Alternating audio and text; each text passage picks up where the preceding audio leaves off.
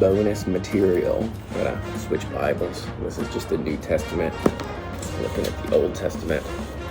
We're going through at our church at TNLC a Forgotten Promises, and we're on, which is a pretty awesome 5 days per week, reading through some of the chapters in the Old Testament. I think sometimes, just as a quick little side, we know that the Old Testament is like 2/3 of the Bible, and I don't think we give it 2/3 emphasis or focus.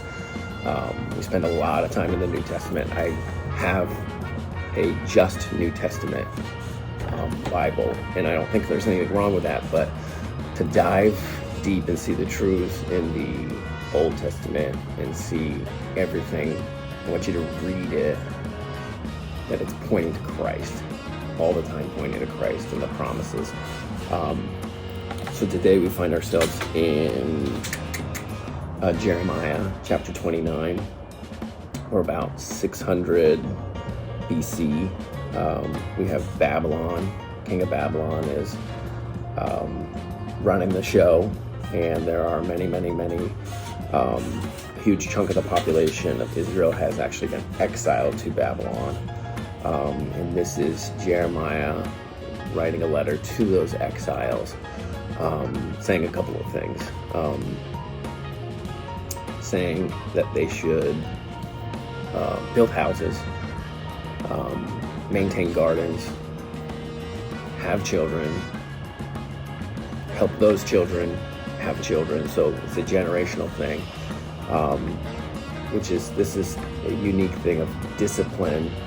Maybe my heart goes straight to my timeline versus God's timeline. This is going to be upwards of 70 years of them going to be in another land, and they need to prepare for that.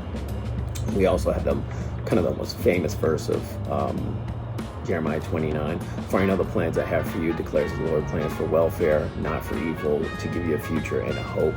A lot of times that is used sort of out of context, not even thinking about that this is a letter written to exiles who are probably performing labor in another country, and they're going to be there for a couple of generations. Beautiful words for sure. There's actually the ending there. There's a false prophecy. Shemaiah, the names are real tough. It's interesting to read the Old Testament.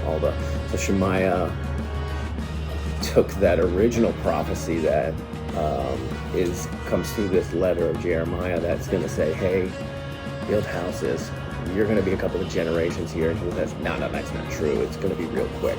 And there's a part at the end that rebukes that. So I think one of the things we gain from this chapter is that whether it's our short-term view or a long-term view, God really does have a plan for us, and it is to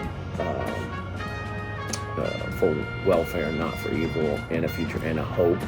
But it may not be our timeline, and that's okay. So if you have a second, dig through. We're going to be tearing through Jeremiah 29 through 33 for the next 4 or 5 days. So give that a check. Remember, stay sharp, my friend.